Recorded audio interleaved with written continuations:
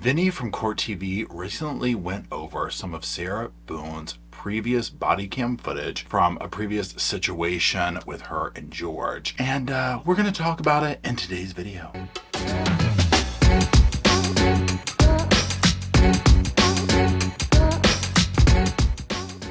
Hello, Sofa Squad, and welcome back to the sofa. My name's Paul, and the sofa's name is Sofa as well. It hasn't changed to a love seat, or I guess it kind of, well, maybe that's a chair. Maybe the whole channel name is a lie.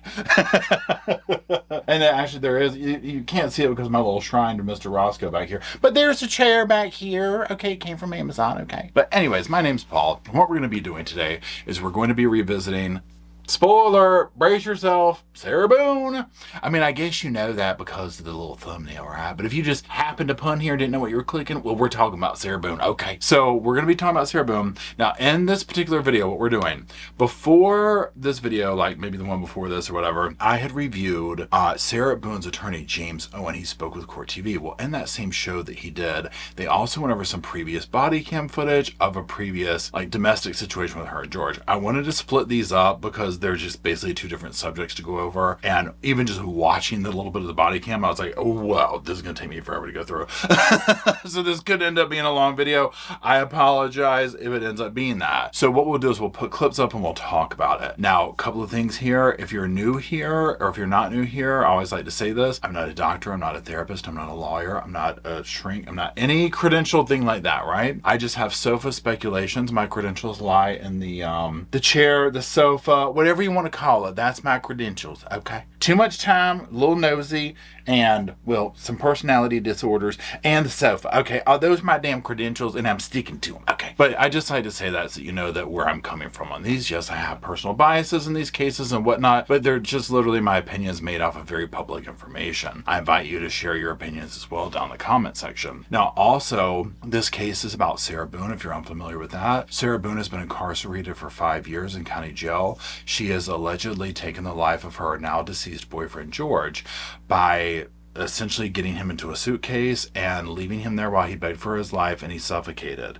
She did record this on her phone and seemingly forgot that she did. So that's a whole other thing right there. But she's gone through 8 attorneys. Her behavior made them all kind of go away or whatever. They, got off the case. The judge made her go pro se. And at the 12th hour, a new attorney swooped in and is now representing her. And at the time of this recording, which it is the 5th of September, I believe. My eyes are a little foggy. It could be the 6th. I'll figure it out later, but anyways, it's about a month before the trial is what I'm getting at. So that's the quick synopsis. This video is not meant to be a deep dive into the whole all the aspects of the case, but rather to go over this body cam footage.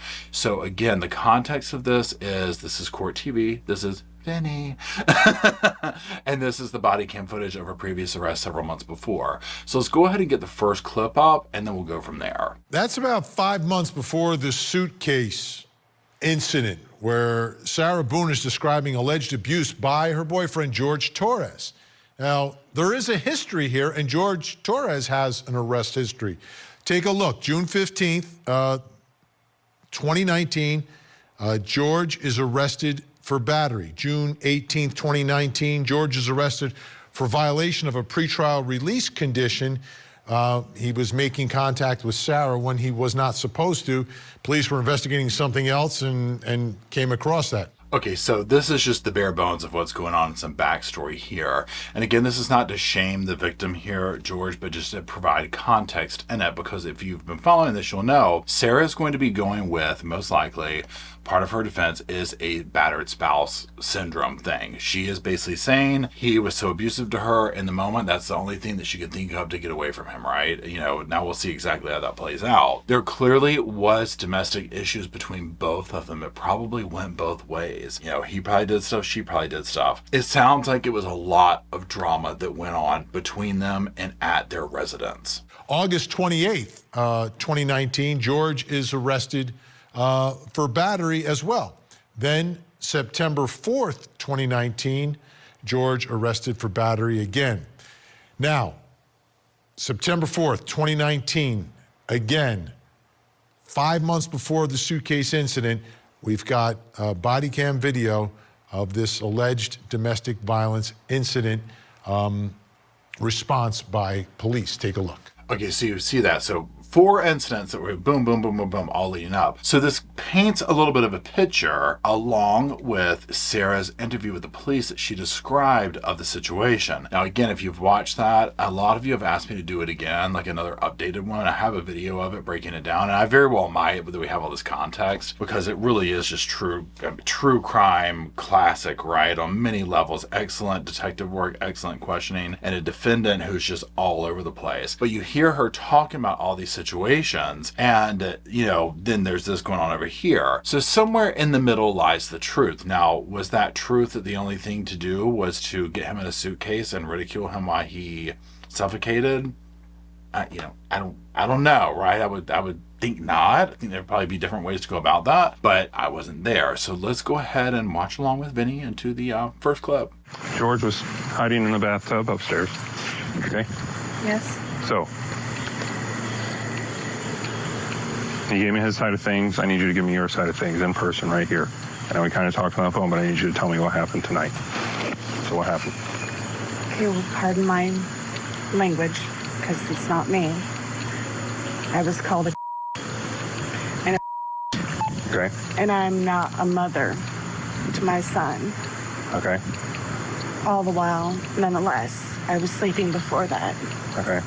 So you're woken up to him calling you names. Is that what you're saying? I thought that I'm like, feed the beast, go outside and smoke a cigarette with him. Pause.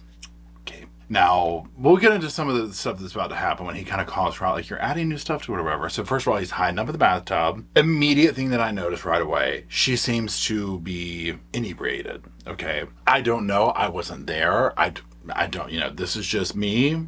The slurring of the speech, the way she looks very similar to the way she did at the arrest footage that we know from the most recent one. We know that they like to drink. There's a history of drinking issues and all this type of stuff. And you also see how much healthier Sarah looks now that she's been incarcerated for 5 years compared to the videos the day of the arrest that we all kind of know. And then these right here, she doesn't look well. Now, granted, it's poorly lit. I get that it's nighttime. But I just want to point those things out because I think at the center of a lot of this, drinking, and I don't know if there's drugs or whatever, but definitely drinking seems to be an issue. And this is not to shame her for that. It's one of these things where it is what it is, it is what it is. But I really feel like the drinking is at the center of their problems. The vibe that I get is that Sarah and him enjoy drinking, and that, and I can't speak about George because he's not here to say, and we haven't really seen anything, but with her and the evidence and her own words, it sounds like she's somebody who kind of turns angry and violent when she drinks, right? So let's keep going. Okay.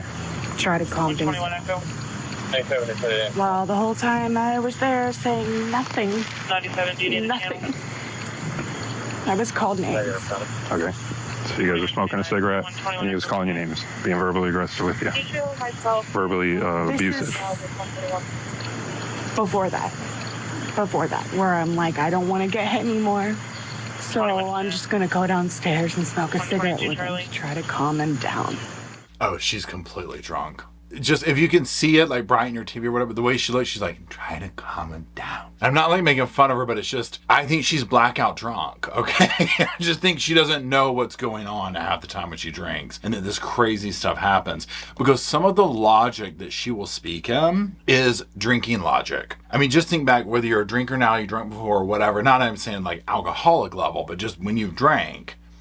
I mean, we've all kind of been there, right? It's like you're not making, the thought process isn't firing off. If she had some form of a drinking problem and you're doing this day in, day out, this could make cloudy thinking all around. Because, again, the cop's going to call her out in a second and be like, you're adding all this stuff to the situation. And therein lies the problem. Also at the center of it, Sarah is just a dramatic person, okay? Sober, not so, whatever. She's just dramatic, and so she's kind of making everything, she's extra, okay? And that's just the vibe that I get from her. She's just extra, so she makes things extra. And if you've been around people like that, then you know how it goes. With this, you also have to, a lot of this gets very tricky as far as who's telling the truth, who's not, for both of them in the scenarios.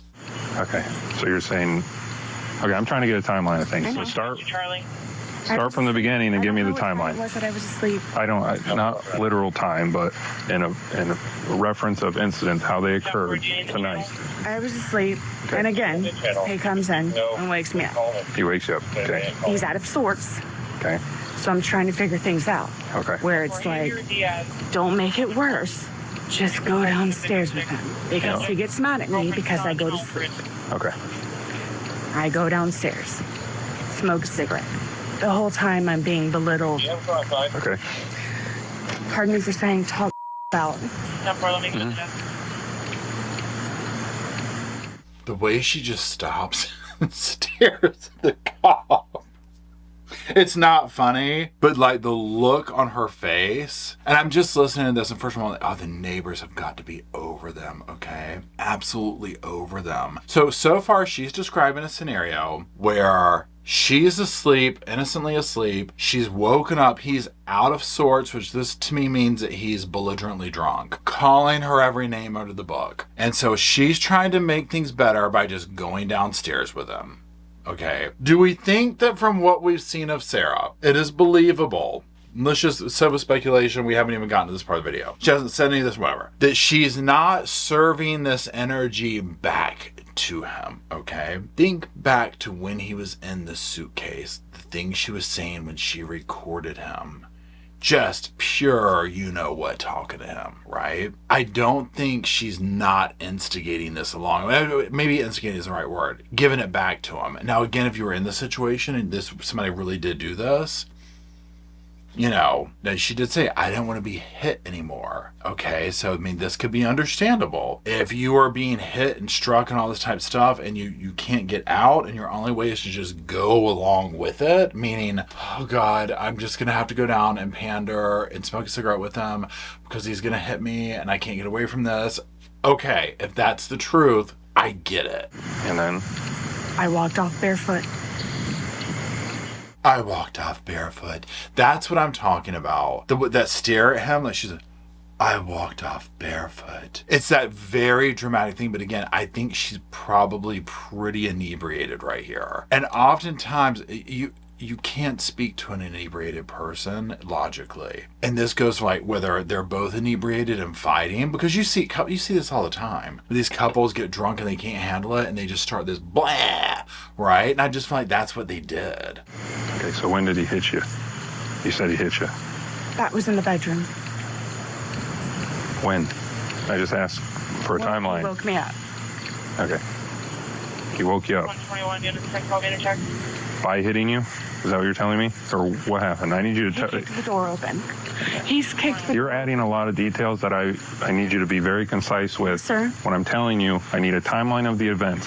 Yes. Okay, this is what I'm talking about. Now again, let's look at both sides. If she's telling the truth and she's traumatized and she's drunk, she's going to leave some of this stuff out. From an officer's point of view, it's like, okay, you are now adding all this stuff, even in the moment. So when he hit you, so when did he hit you? In the bedroom. Why didn't you say that? I just told you to do that. Okay, whatever. So he woke you up by hitting you? No, he kicked the door in. Well, why didn't you tell me that?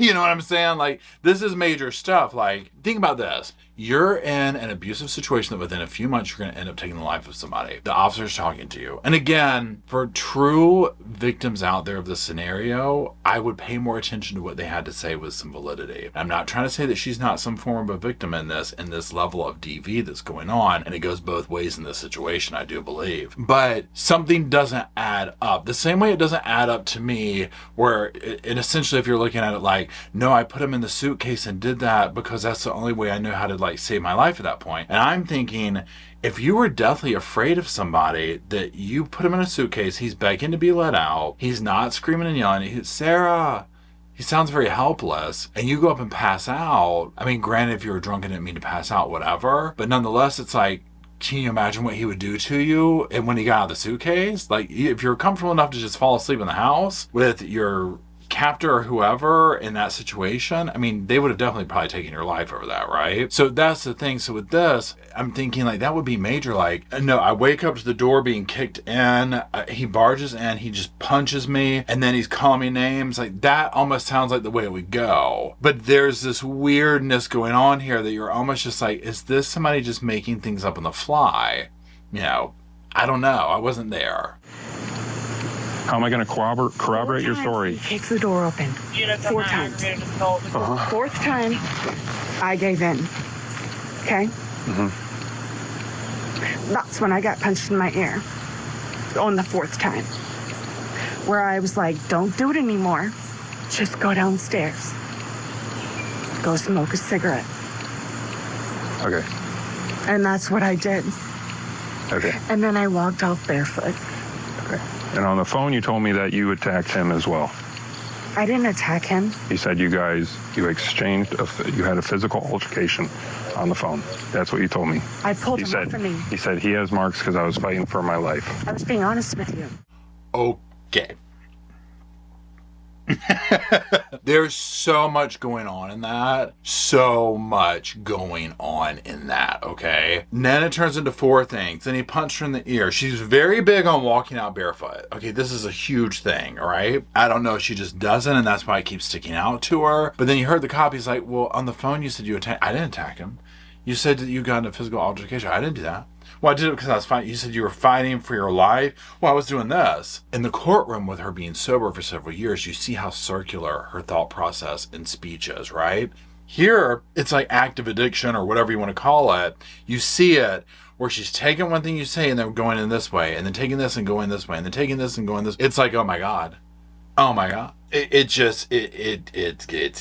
drives you crazy. Okay, now let's move over. Let's go back to Vinny and his think tank, as he calls them and whatnot. And let's listen to the professionals for a minute, okay? Because what I want to do is listen to some of the ideas that they come up with and talk about them from that perspective, because I think they're really, really good.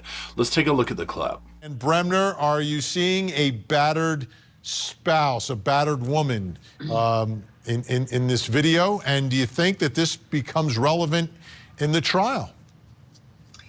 Well, I don't know if I see it or not, Vinny. I mean, the officer seems to not believe her, at least in my estimation, but she's definitely got that defense. And she called it in and she said she was attacked and everything else. It sounds like it's happened before. So this is something that she can allege. However, he's in a suitcase. So, I mean, does she let him out? You know, does she call the police, say, I put him in the suitcase to protect myself? No, she leaves him all night, and then it's tape recorded where she's saying, I'll teach you to cheat on me, things like that. So she brings up excellent points here. Okay, definitely it's like, okay, Sarah has this document, you know, there's 4 incidents, it's documented, boom, boom, boom, boom, boom. So yes, this defense is probably on the table, like she's saying, but then the excellent point she brings up, did she call the police when he was in there? Which I get, in an abusive situation, a lot of times it's not going to help, it's going to make it worse. So that part, it cancels itself out for me, because that's a logical question. But in some of these scenarios like this, you can't, the police aren't going to help you, right? He's going to be back the next day and he will kill you then, right? Or she, or whatever it is in any situation. But this one is particularly, we're talking about George. Now, also where she was like, you know, hey, great dandy, but you're on video talking about this will teach you to cheat on me again when you did this. And she does say something about him putting his hands on her. So there is that. However, it's not giving, trying to save my life. It's giving, I'm drunk and blacked out and bitter. The suitcase incident is February 2020. Sarah stated she was beaten up, face, head, legs, arms. She stated she begged George to stop. George stated, you're going to die. Sarah stated that George punched her in the head, flung her off the bed. Sarah stated the incident occurred due to George being upset about Sarah talking to a male. Do you think there's going to be enough here for a battered spouse, battered woman syndrome type of defense? I mean, I think you can make the argument based on the history of battery from George to Sarah. However, when you think about the statements that she made post when the police arrived there, talking about, and the video, moreover in the video, talking about you cheated on me, and then the hide and seek defense, all those things seem to undermine the theory of the defense from that perspective. Again, excellent point. Remember what she's talking about? It was a good day. We painted, we colored, we skipped, we played Foursquare, we played hopscotch. I mean, like all this stuff that I'm just like, even the little stuff I'm like, my God, what were y'all doing running from like activity station to activity station? It was giving kindergarten classroom, okay? But nonetheless, you know, I even forgotten about this, where she's talking about we're playing hide and seek. So how do we go from hide and seek to that? You know, again, he's dead, honey. You can say whatever you need to at this point if he was truly like that. She probably could have gotten away with this, okay? Had she not said a lot of the stuff that she did and just gone based on evidence, like say there's nothing else but the evidence or whatever of historical narrative of police reports, she might have a case there. That video she took, it did her in. I'm not trying to say I hope she got away with it, obviously, right? But that video and then that police interview, again, it's golden. Dave Ehrenberg, something else that we've now discovered is Jorge Torres' brother, Pharrell Torres, apparently being charged with murder. This is from May of this year, May 29, charged with homicide without premeditation. He called 911, stated in the call, I stabbed her in the head. He said multiple times, I stabbed her because I was mad. Police arrived. They found Pharrell Torres' girlfriend face down on her stomach, pool of blood around her abdomen on the floor. So here's the thing, yes, and many of you have talked with me about this in the chats and stuff about his brother and this arrest and whatnot, and the plans to probably bring this up and somehow get into trial and whatnot. Again, I feel like, could all of this stuff portray into that, you know, into her claims or whatever? Oh, I'm sure it could. I feel like with the other stuff that came from her mouth, though, it was way more than that. I think that this is a case where two things can be true at one time. Do I think that both George and Sarah were abusive to each other? 100%. 100%. I mean, it shows this, right? Do I think that she might have made some stuff up at some point? 100%. 100%. I mean, we see her doing this now, right? What's the difference between them? Could a lot of the abuse coming from him have been triggered by abuse that she started on him? Sure, why not? I wasn't there, right? So I don't know. Anything's possible, and you could say vice versa between the two. However, is it enough to get her off the case or whatever? I mean, I personally do not think so. No, that stuff's coming in, Vinny. That's not going to happen in this case. Unless some jurors see this elsewhere and then bring it in with them, but that would be violating their oath. But to get what Rick was saying, I agree with him. I think it's going to be hard for her to really push this defense because her words on the video she recorded showed that she was the one taunting him, being mad at him for various things. And yes, even if he did lay hands on her, which apparently they both did to each other, you can't just go around killing people because of previous conduct. You have to be in imminent fear of your life at that time. So there you go. From the horse's mouth, right? So you hear him saying, yeah, he says they're not going to bring this in there. That would make sense. Unless, you know, again, the juror hears it, whatever. Somehow, some way they can get this information in, whether it's like the jurors have seen this, whatever, who knows. I could see that playing into it, the decision making. But like they've all said, and these are the real people, okay? The real professionals. And this is what so many people are echoing is just, you know, look at the videotape. That videotape is not her friend, okay, at all. It put everything up there of a drunken, angry woman scorned at this man. Like you said, you know, do I think they put hands on each other? Yes, 100% I get that, right? And like the gentleman just said, you don't kill someone in that level, right? I mean, that's not, I mean, you can, obviously, but you'll end up where Sarah's at, okay? So I do not think that she was scared for her life. I don't think any of that. If anything, George was scared for his life, right? She was the ultimate aggressor in this scenario. It doesn't sound like any of these things in the past led up to a scenario where she was truly just like, oh my God, there's nothing else I can do, okay? I think the body cam footage here shows, yeah, that officer's not really believing her. He's calling her out. You're changing the story. You're adding stuff to it. You said this a minute ago. You said this when you called. This isn't adding up, and we see her doing that now in all these preliminary hearings where she just goes in circles. It was just messier when she was drunk, you know. So there's that. Again, I don't think that this body cam footage, I don't know if they can put the body cam footage in the current trial, but it ain't going to be her friend either, in my opinion.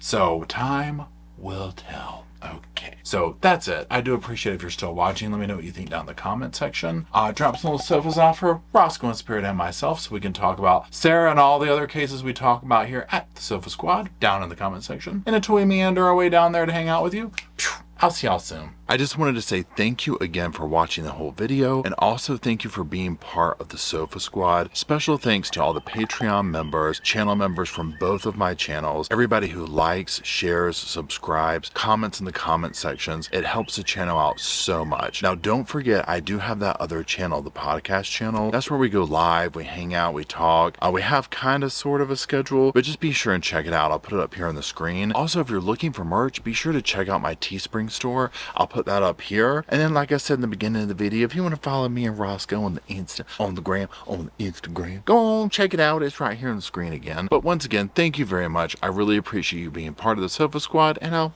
see you in the next video.